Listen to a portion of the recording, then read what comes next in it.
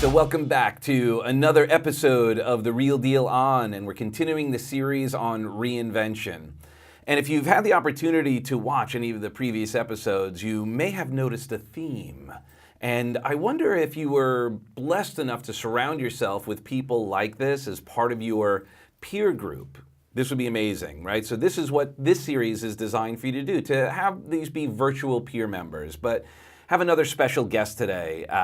I am so blessed and honored to have, he's a dear friend, and he's met him through a mastermind of sorts that we were brought together by another friend of ours. And this is a huge thing that we suggest you guys do, is find a group of people who hold you to a higher standard, who are playing a game at a super high level. So what I'd like to do is introduce my dear friend, Mr. Chip Corley. So welcome aboard. Thank you so much for coming. And one of the things that I'm so blessed to have as you in my life is that you are such an extraordinary human being. I aspire to do one of the many things, and I've shared stories that you've shared. But maybe on a high level, you just shared your story. I just want to share quickly when we'll show a sign. You just finished your book. I just finished it. Financial Fitness, The Journey from Wall Street to Badwater 135. So you'll have a link to be able to get this at any time, of course, but if you wouldn't mind just sharing a little bit of your story, and we'll dig a little bit deeper. But you did not start off as a running financial guru, did you? Far from it. Yeah. First of all, I'm glad to be here and delighted to share in anything that is uplifting and motivational and just kind of moves us forward. Right. And I think that's really what the book talks about and is important, is continually moving forward. And no, by no means did I come from ways or means. Quite the contrary. I came from a middle-class family that gave me plenty of love, but we were not endowed with riches or the silver spoon. Didn't have a gateway to walk through to the pearly gates. We were everything. I had to work for it. Mm-hmm. And I remember and I discussed some of this and talk about some of these pieces in the book. But I remember when I graduated from college with a business degree, that I'm like, wow, wait, this is really not the golden ticket to anywhere. Right. So all I had was the opportunity to put that down on the piece of paper that I had a diploma, but then I had to make it from there. And I went into the world of finance and went to work and started doing, from the very beginning, it was lots of cold calls on the phone, lots of cold calls. Actually, most people don't keep tabs of things like this, but I'm a bit of an analyst. And I made about 100,000 phone calls in my career. And so you did your 10,000 hours. Yeah, I did my 10,000 hours. I definitely practiced Gladwell's outliers. So, and when you put in that type of effort, you're going to get some results. If you can't even see and you're walking backwards and it's raining and the lights are out, but you make that many calls, you're going to find yourself getting lucky. So I went into the business, and I enjoyed interacting with people. I enjoyed the financial markets. I worked on Wall Street, and I enjoyed this business and giving back, but also making myself a living as well. But yeah. So you ended up working on Wall Street, but where were you? Because obviously you have a very strong New York accent. Yeah, I'm a Tennessee boy. Okay. And I went to college here in Florida. Okay. And that's how I ended up here. And my family and we all are from here now. And so I went to New York when the opportunity presented itself. Mm-hmm. And then when the opportunity presented itself to come back to Florida, I came back to Florida. But I can tell you that it has not been a linear path to success. Right. Just the opposite. It's been 2 steps forward, 3 steps back, 2 steps forward, 4 steps back. And anyone who's been in business today that's over 40 years old, lived through the recession of 08, 09, saw the demise, the loss of jobs, the uncertainty, the fear, and then having industries turned upside down. And so I've been in the mix of all that, and I've seen what it takes to survive during those periods and how to reinvent yourself afterwards. and then subsequently how to thrive once again by reinventing yourself. Right. And so how did you reinvent yourself? Like what would be some keys that on either a micro or macro level that someone might go, because obviously this reinvention, we all have to do this. We all experience it. And a lot of people who watch this are struggling with addiction and having to reinvent themselves. And what we've found is it's still all the same process, creating something new with yourself. So what would be some strategies that you found is very effective in this? Well, I love the question. It's a great question. And first of all, to any person who's had any addictive behaviors or had issues throughout their life, which I think everyone has. Yeah. My psychologist said that everyone deals with calamitous events multiple times in their life. Mm-hmm. So tragedy, calamities, unfortunate situations, I think that we're all going to be dealing with, and eventually it could be health-related, family-related, personal relationships, and then death itself. Yeah. So it's no free pass. No one's getting out of here alive, is the way I see the world. And I try to see it, the glass half full, but at some point we're going to be gone. So this reinventing ourselves for someone who's even had issues that have taken them down and maybe even to the ground, i.e. they've hit bottom. Well, I really believe that we're never too old. Yep. We're never too sick. We're never too tired. It's never too late to start from scratch. Right.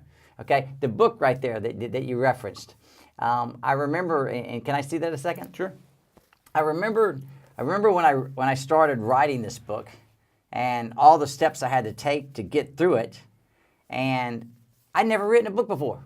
There's a reinvention right there. I mean, and so I am not an acclaimed writer. I'm not an aspiring intellectual, but I said the only way I can tell my story is to reinvent myself, and I wrote that book. So I believe that starting from scratch is a way of life in some regards, and the way that I have done it is I see the 24 hours that we live in one day. I see it unique. I see it continues to evolve. Mm-hmm. And what I notice now is that certainly no 2 days are alike at all. They're so different. For instance, I'm here today with you, mm-hmm. and when you invited me to come here, I actually had another item at this time frame, but it wasn't that important. But I said, yeah, I'll go, because I do try to practice the principle of saying yes whenever I can. But here I am, and I don't know where this goes or how it helps you, how it can benefit both of us, and how anyone else can. But I'm glad to be here because it's just showing up. Mm-hmm. And I do believe, and I talk about it in the book, that showing up is 80 to 90% of it.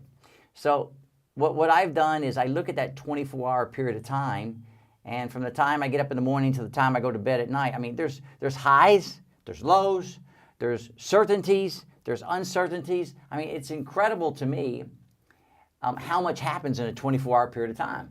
Yeah. And everything can be going perfect in my world for a moment or a day or an hour, but the next morning I might wake up a little tired, or I may have a sore throat, or there could be this circumstance, or something could go on, with work or personally, or so. It's always evolving and constantly testing me and testing, mm-hmm. I think, most people. So it's understanding that when you go to bed that night, that the next day you get to do it all over again. And for someone who is starting off from scratch, then the way I look at it, and this is really how I see the world, if we have survived 20, 30, 40 years at this point in our life, I don't know what we've done, but somehow we're alive. Yeah. Okay, so we've been able to make it this far. For someone who's even hit the bottom or even potentially skid row, well, they're still alive. Okay, and so if they are willing to try something different, if they are willing to be hopeful and learn from other people, then and again themselves, because I think that intuitively, if they reflect on who they are, then I think that they can start building that foundation once again. And by knowing who they are, they have to come. Every one of us needs to become clear of our principles, and principles are different than values. And so, if we can become clear on our principles, even today, I still have to assess my principles. I have to understand them. And I think Socrates said that the unexamined life is not worth living. So I've got to continue to reflect on my own ideas. I have to continue to examine my principles and then adjust them accordingly. For instance, if I have a friend of mine who I have a lot of fun with, and he or she, they goof off quite a bit, well, next thing you know, if I'm finding myself not moving in the path I want to go, maybe I'm partying more than I should, or I've lost my direction to some degrees. Well, maybe I need to really assess, are those the type of friends? Is that best for me? And I know that in my life, particularly when I was younger, I was very influenced by peer pressure. And I was also, I was the guy that if everyone else would do it, I would do it. But as I got older and as I reflect on who I am, some of those things I did with other people, I don't want to do that. So I think that reflecting on yourself, really understanding that from 8 o'clock and 9 o'clock in the morning, and then from 2 o'clock, these time, a lot's going to happen in a day. Right. So I am an astute student today when it comes to the financial markets, the economy at large, the political mechanism and how it affects asset prices, albeit stocks, bonds, real estate, and the markets at large. So I do a tremendous amount of work studying economics domestically and globally, and that requires a tremendous amount of time commitment. So for the last, call it over 10 years, I've spent at least 50 hours a week researching data. And Warren Buffett, who's arguably one of the greatest investors of all time and one of the richest, his right-hand man, Charlie Munger, who is been a lawyer and they've been friends their whole life. And speaking of principles, they both have found they've shared the same principles and they've been able to have a life together as friends that has been almost 50 years in the making. So I think that when you find people with similar principles, it's easier to build upon that. But anyway, Charlie Munger says, again, you're asking what it takes to start from scratch and then trying to succeed and build a base and move forward. Well, I think sometimes we have to have goals, and one of them may be to make money. And one of the goals may be to make a lot of money. So we can learn from other people. Now, Charlie Munger said that if you want to make a lot of money, and everyone that he knows that makes a tremendous amount of money reads all the time. So again, everyone's different, okay? I know you would be at times you would prefer to be involved in your musical endeavors and writing and thinking and doing things that are pleasing to you instead of just chasing the almighty dollar at all times. But I think everyone's unique. Right. And we all have responsibilities. And in that genre, yeah. I mean, money's not the most important thing, but it is up there with air, right? I mean, it's up there with air. And one of the things, and you're bringing up the money's such a great example of just kind of life because it's just energy. It's all it is. It's just energy. And one of the things I noticed, because we just had a hurricane here, not to date this conversation, but we did have a hurricane, and you shared in 2008. There was some financial hurricanes that have come, and the models that you've been following, financially speaking anyway, are really how to deal with those hurricanes, those tornadoes, the calamities that you use the example. How have you navigated your way through those hurricanes in the economy? Again, it's interesting because anyone starting from scratch or anyone that has a very significant endeavor or enterprise that's working very well, they're both in similar positions. The one starting off has nothing going for them and they got to get to work. And then the person who has a larger enterprise has to figure out how to compete in the most competitive landscape in history. And there are pros and cons to that. And I'm on social media, and I actually just put a tweet out a few minutes ago, and I had done some analysis between where is the best place to shop to get the cheapest prices.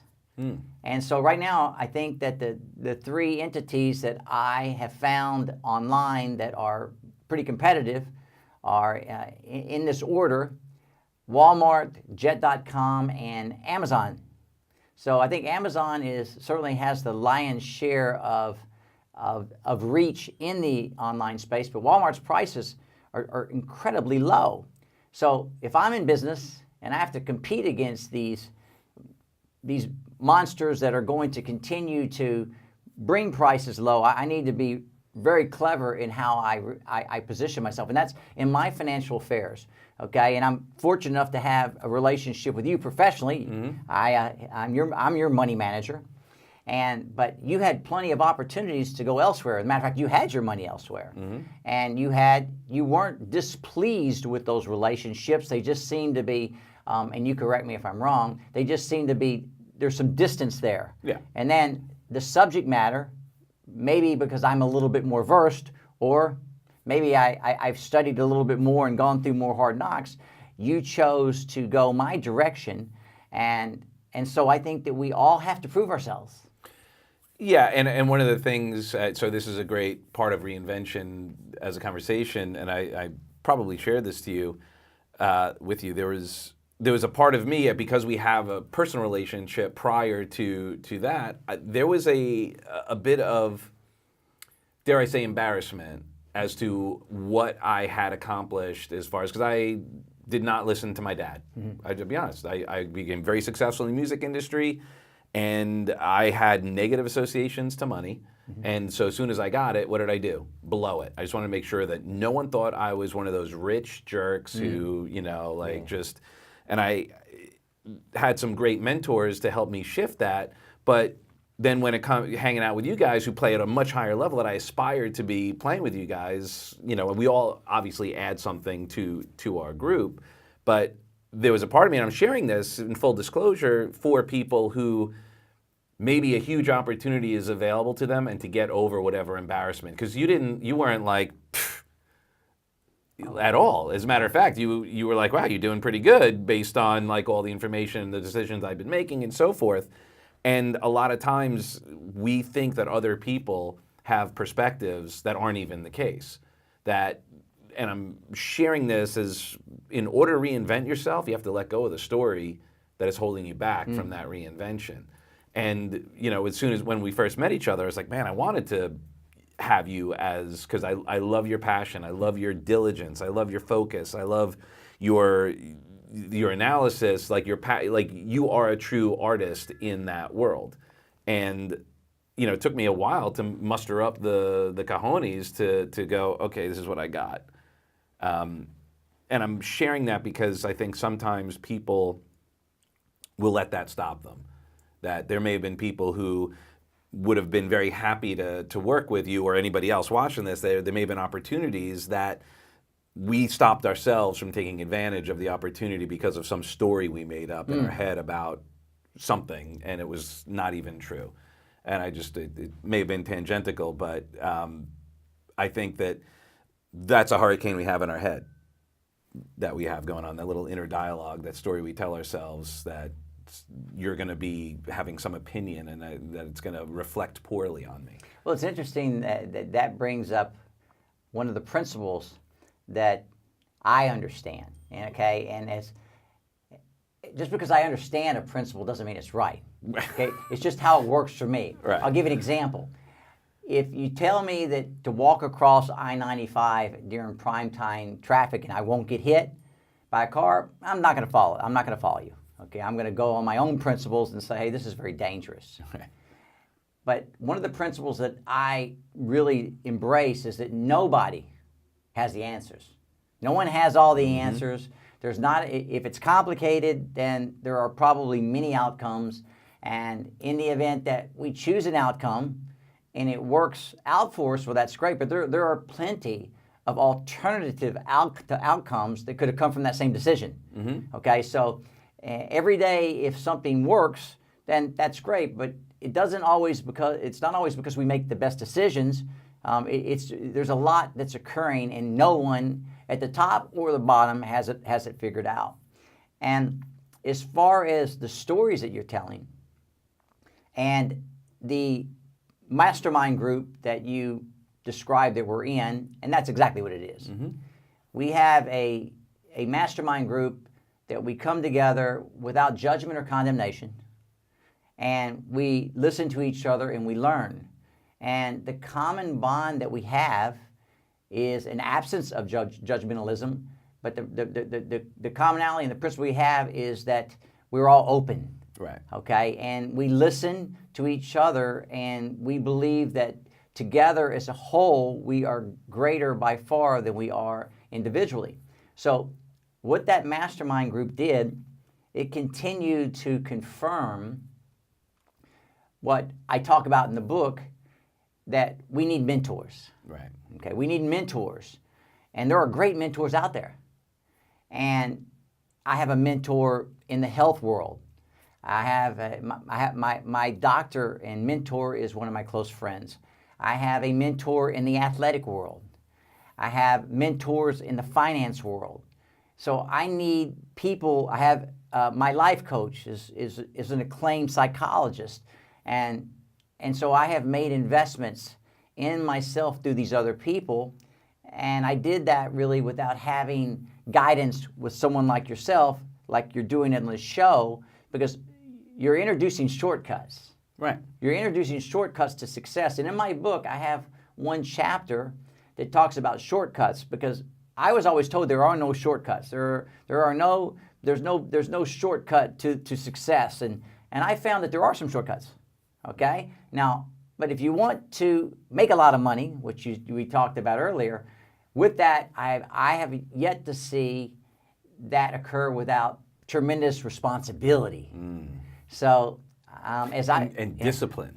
But the discipline, the responsibility, but I think the responsibility follows the discipline. So I think you have to first have the desire. I talk about that in the book, and I think that's the primary attribute to being successful and as an entrepreneur. And then certainly perseverance is key, and the discipline. And I use the word structure. I think structure is a word that I wasn't introduced to very often, but it really works for me. But then ultimately, as I said, you've got to execute, and you've got to stay focused and take on the responsibility. Well, and we say the shortcuts. Our good friend Tony Robbins, that's what one of the things he's famous for saying, success leaves clues. Yeah. So when you find someone who's getting the results that you want, just find out what they're doing and what you talked about, principles. So as a share here, if you're finding someone who's getting results that you want, then find out what their principles are and adopt their principles, adopt some of their mindsets, some of their thoughts, adopt some of their values. And what will happen is you start aligning to that, right? And as an example you shared with your health, I don't want to gloss over one of your extraordinary achievements is the Badwater. And actually prior to running Badwater, you got into, obviously, in order to get to Badwater, which you'll explain what that is, I remember the first time you shared one of your 100-mile runs on purpose that you actually just decided to do. That was actually 50 miles. Oh, right. It was 50 the first time, yes. And what I did is I had been evolving in the endurance world. And I had done half marathons, and I give this chronology in detail in the book. And so I'd done the Ironman and several times, and was really pleased with that because How old were you when you started doing? I started doing this when I was 40. Okay, so there's a reinvention. Yeah. So I didn't have any aspirations to continue to do all these things. Okay. But at 40, I started training with my son, and then the only thing that I did was that I just continued to train, and I didn't stop. So all my life, I would do something for a short period of time and then go back into my sedentary ways. And again, you would call it discipline. And I use the word structure because once I started doing things with other people and then getting schedules to follow, it just seemed to resonate for me. And what was so funny, and I just mentioned responsibility. I needed to say this because it's important. If you ask me questions about myself, or I ask questions about myself, I've even said this in my line of business with my executives over the years. I said, I don't understand how I have such responsibility, because when I was younger, I was the most irresponsible person I knew. Yeah. Okay. So, I mean, I love what you said to me one day. You said, Chip, you sometimes could have the attention span of a squirrel. I'm like, yeah. So if I was doing something that was constructive, but you said, hey, Chip, I think that I have an opportunity for you to come with me to California for a week when I was young, I would stop what I was doing constructive and I would go with you. So that's irresponsible. So how I went from being irresponsible, I actually even talk about in the book. I spell out how one day my friends showed up at my job. And so I quit the job and left right then to go hang out with them. So, I mean, again, to go from that type of irresponsibility to being someone who has, embraces, I think, commitment and execution in that regard, it's been quite a journey for me. I'll bet.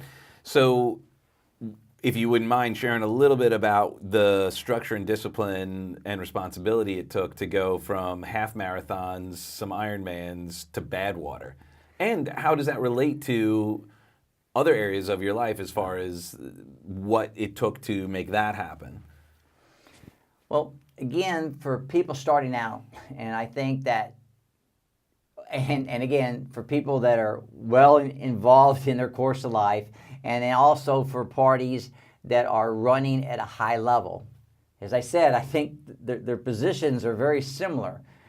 The person just starting out wants to get a job, needs to just make ends meet, and needs to survive. But they've made it so far; they're still alive.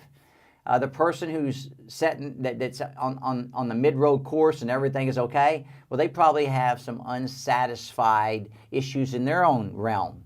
And then the person that is exceeding, they're trying to figure out, what do I do to continue to execute? And so each of them have similarities. And before I get into the transformation that I went through physically, I want to say something that I'm learning now. Okay, so every day there's an opportunity to learn. There are principles to learn. But just because you use a word or someone says, hey, I need to focus, or I need to practice love, and until I can own those words or those experiences myself, it doesn't make sense to me. Okay, so I'll give you an example. When I was younger, people would say do things in moderation. Okay, and I'm somewhat intelligent, but I didn't understand the word. Well, and also moderation compared to what?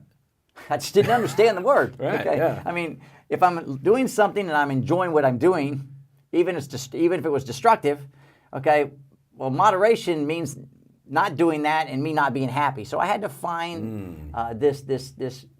I had to evolve. And again, I have achieved a number of things in my life financially, and I have been debt-free for pretty much the last 30 years, and I practice these principles. But now, when things are getting, I think, a little bit easier, for lack of a better word, in my life financially, I am starting to curtail my spending more. Okay, and they use words like minimalism, and I am starting to practice minimalism more in my life.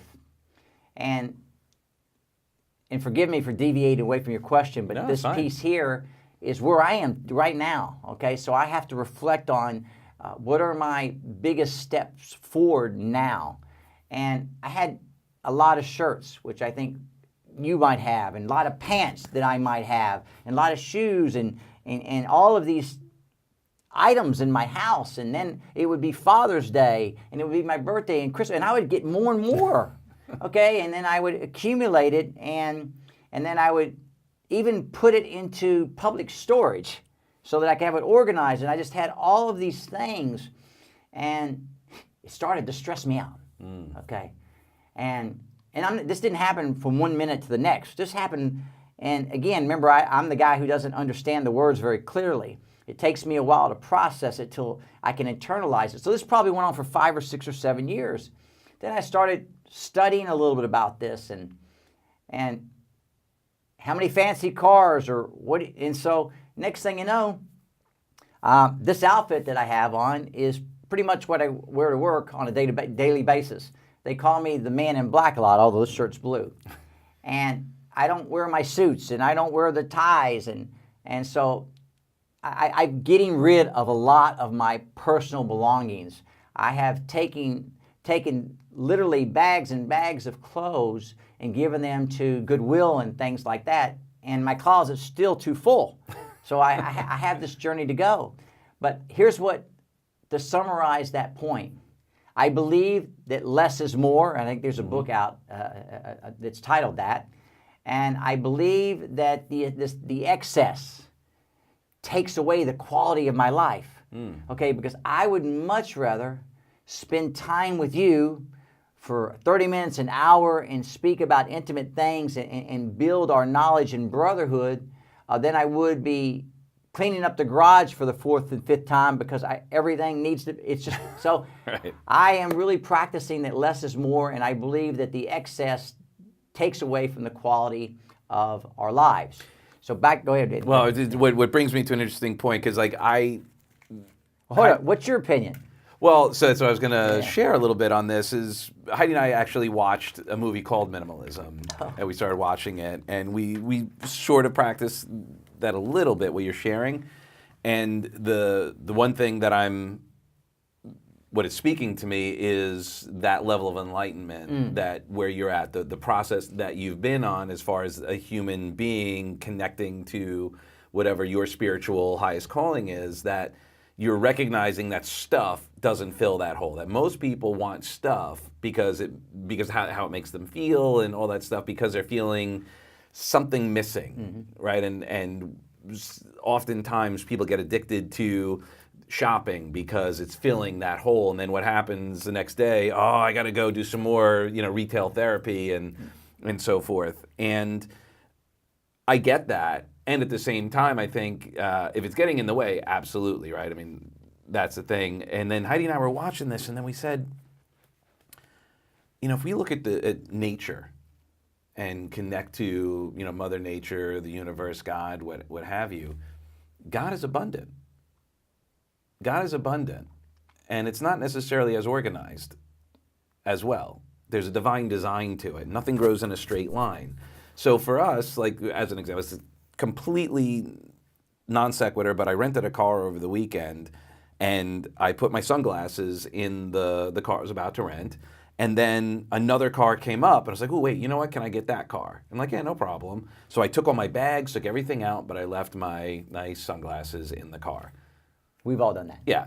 And for a minute, I was like, crap, because they're really nice sunglasses. They're my favorite pair. I'm like, oh, this is great. And at first I was like frustrated, but then I'm like, you know what? It's okay. Did you get them back? No. It's just stuff, right? It's just stuff. And the pain comes in from the attachment. You know what I mean? Like and then I was like, all right, well, it's just, and you know what? Someone's going to enjoy them. I called to see if I could get them back, but it wasn't a big deal about it. I was like, all right, if I can get them, great. God bless me.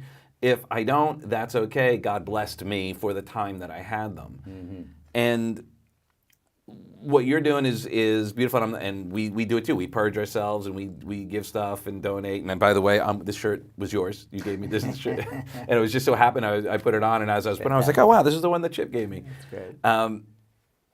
And I let me interject something, okay? Yeah. Again, and like it's a nice shirt. It's a Robert Grimm shirt. I like nice things. Yeah. Okay, so what I do is I still have nice taste on things. So what I do is I generally will buy the best, but that I'll use it again and again and again now. Right. So so I'm not miserly, and it's not who I am, and I enjoy. I talk about it. I think there's a principle called the KISS principle, and they say keep it simple, stupid. Well, I wrote a chapter in the book it's called the KISS principle. Keep it simple, save.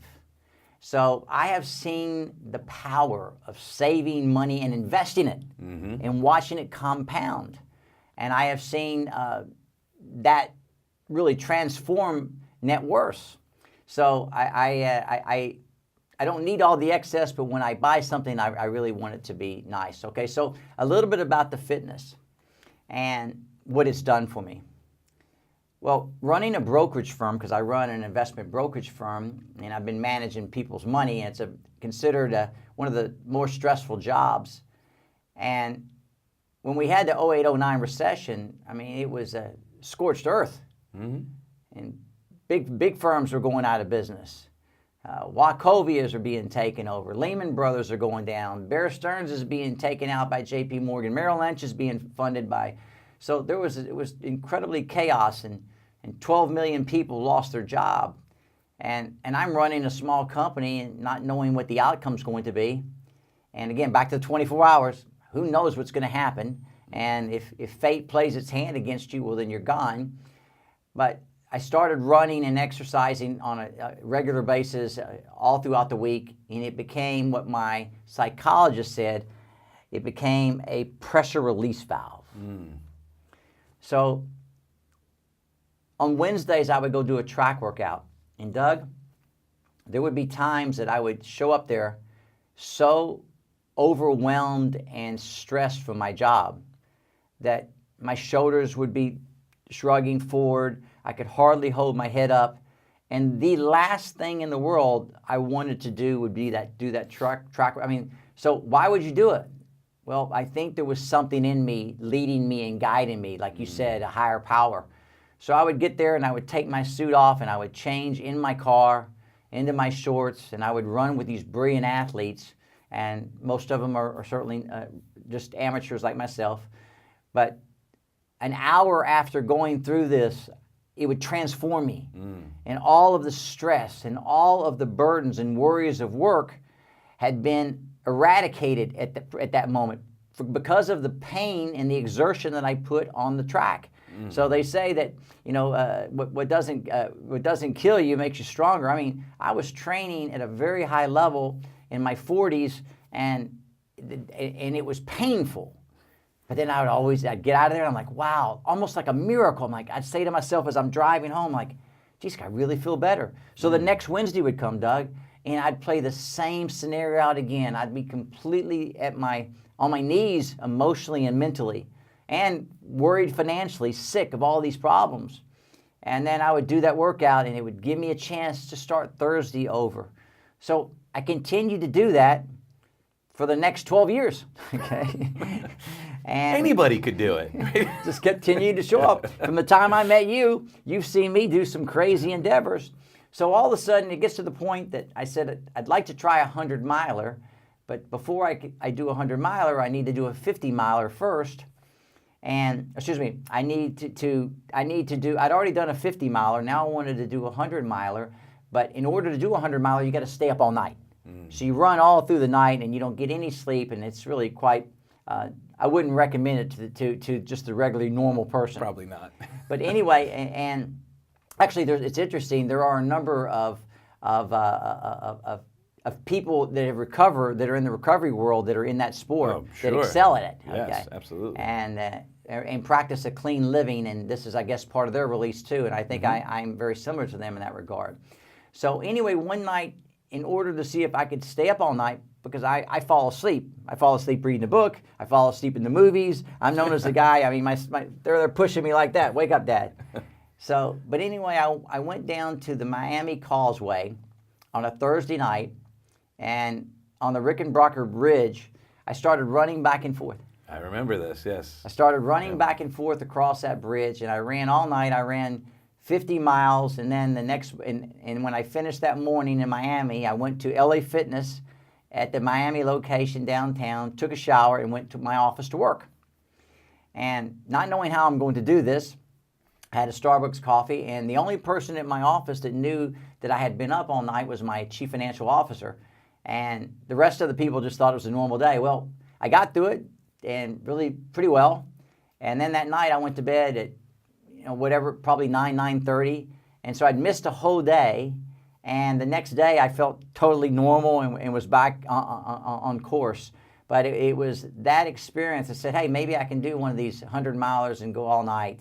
But that was a crazy experience. Now, I should say that during that night, there was something that I'll never forget.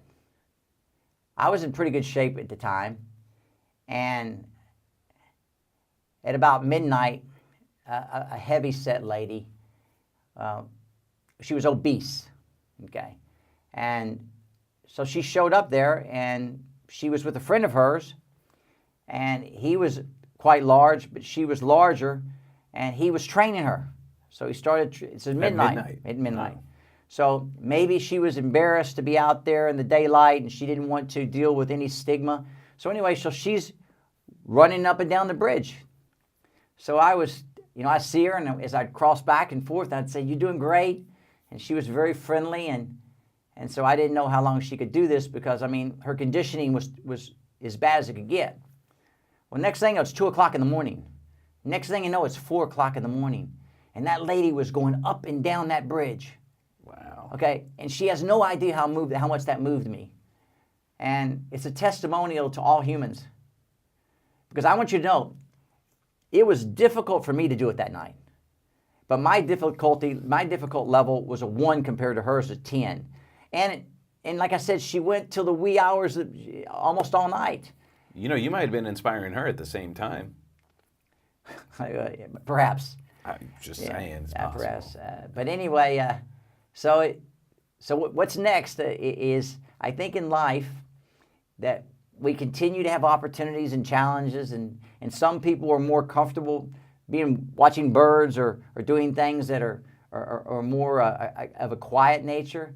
And then there's me, I like to continue to mix it up in the physical realm. And what has this type of training and this type of conditioning done for me? It's just enabled me to function. It enabled me to write the book.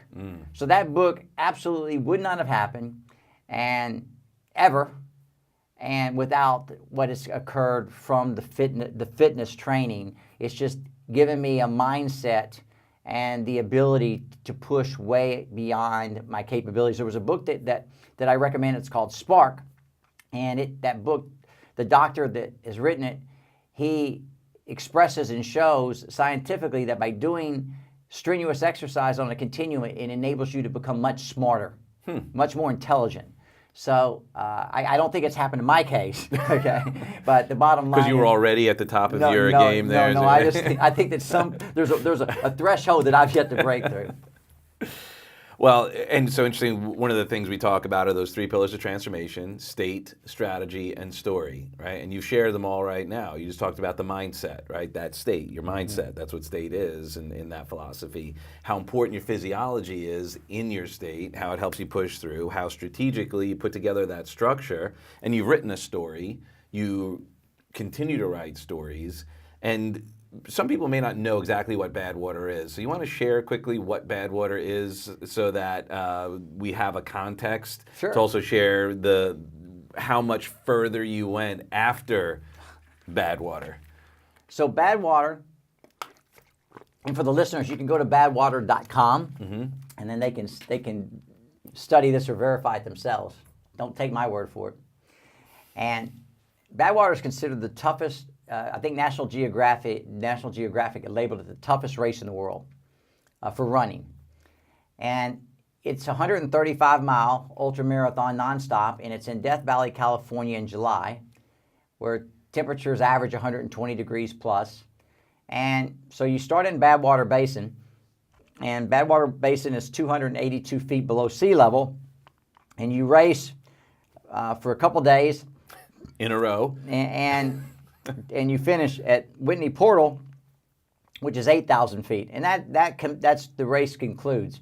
And you have 48 hours to do that, or you don't complete the race. And when you finish the race, you get a Badwater belt buckle that is something that I'm very pleased with and proud of. And then because you did complete it, I did complete first it. time. I completed it, and I had a great race.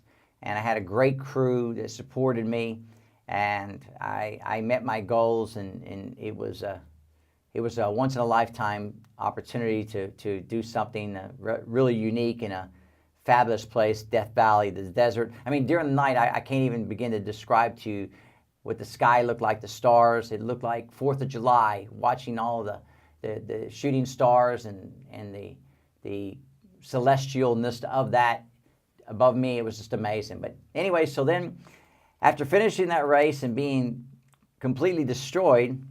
How many pairs of shoes did you go through? I mean, how many pairs of shoes did I have with me during the race? I think I had 4, Doug. I really don't remember that. But I would change them frequently, and I'm trying to also put in a context on how, when you say your body's a wreck, like not just your body, it takes out footwear. Like, well, it's not just it is really intense. I mean,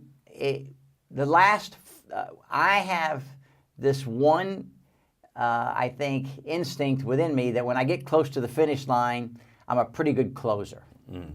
And so with 10 miles to go, I mean, I am a horse to the barn, and where other people may be falling apart, I generally have a tremendous reservoir to get that over with. And you say, what's motivating you? Typically, the pain is so bad that I just want it over with. But with 5 miles to go to finish Badwater, I was way past my breaking point. And as I'm walking up the mountain, I'm literally falling asleep. And so I at one point lay on the street. They said, no, they put me in the van, and I slept for 5 minutes, and then and got up 5 or 10 minutes, and then I did that again another mile or two later, and I was just totally shot at, and my eyes were watering profusely. It was almost like you were pouring buckets of water over my face. I don't know what physiologically was happening, but I couldn't see. Wow. So even my steps I couldn't see. I was just, remember how badly I was struggling. And so I had a doctor, my friend Dr. Doesnt.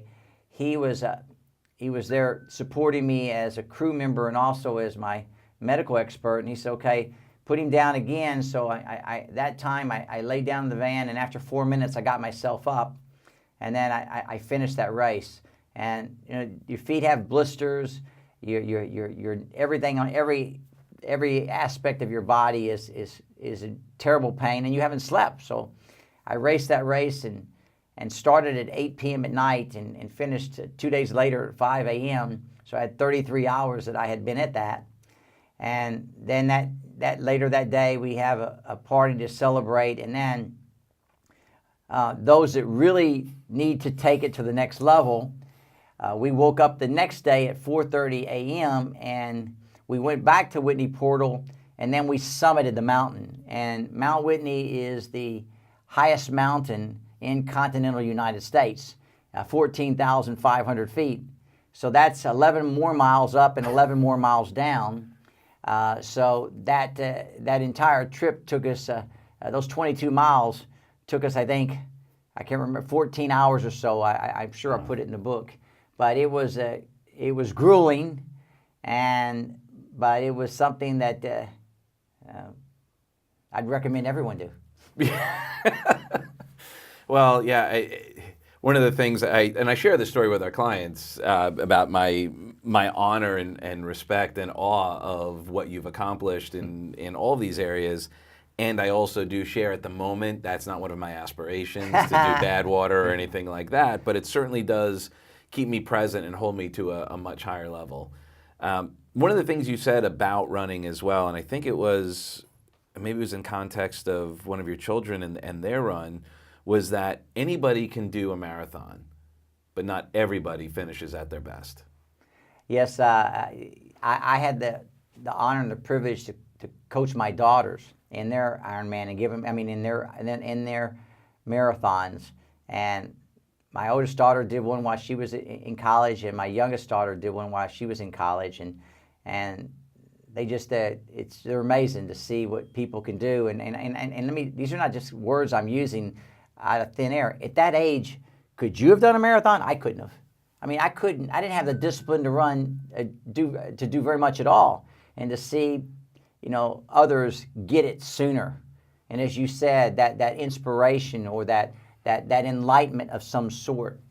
And I think in wrapping up this discussion here today, I think that I would like to talk about the difficulties and the opportunities of being in today's world. I think the challenges, everyone sees them, and I don't need to espouse about on all those details.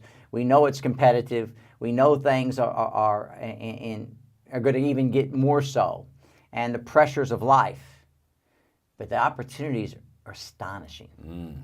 I mean, right now, I can sit at my computer, okay, and I can organize myself in a way, and I can accomplish what it would have easily taken 10 people to do, and do it more efficiently, and communicate and get more knowledge. And every question every question I have, I can instantly almost get answers. And if I want to go to college for free, I can do that through massive online open courses. I took, when the MOOCs first came out, I took sociology at Princeton University. I've done these things myself. So I do like to practice I like to experiment and then practice what I preach. But I think that never in a time in my life have I seen such extraordinary opportunity, but it takes a tremendous amount of effort to make it all work. So I would tell you that I'm very bullish on America.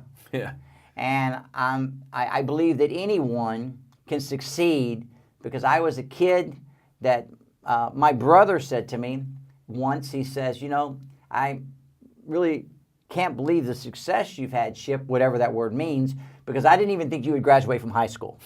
So anyway, if I can do it, Doug, anyone can do it. Amen, brother. Thank you so much. Is there any final distinction that are you moved to say? And if not, that's okay. How could, if someone wanted to get in touch with you, get your book and so forth, how would we find you? Because I see here it's William Corley, not Chip, which we're blessed to share that name. Is there some final word you'd like to share? Well, certainly the book's available at Amazon on both print and Kindle, and then Audible will be coming shortly. But I would say my interest is giving back to anyone at this point. And of anything that I've learned in the financial realm, I think that I would tell anyone to save and invest money. Okay, start investing right now. You can open an account at a entity called Acorns or Betterment. There's even Robinhood, where you don't even have to pay commissions, and you can put in the smallest amounts of money. And the person that does that, if they do that starting now, they're going to succeed. And then I hear this often. I said, it's too late. And it reminds me of one of the quotes in my book that I really love, that the Confucius said that the best time to plant a tree was 20 years ago, and the second best time is now. So start doing something today. And minimalism, saving, living within yourself, this is a formula for happiness and success. Amen, brother. So thank you so much. With that being said, I love you for who you are and who you aren't. Please share this with anyone who you think would have value of this. Please stay in touch with us if you have any questions. If there are any guests that you'd like to have on the show, or if you'd like to be on the show, please reach out to us. We would love to serve you and add even more value. All right, God bless.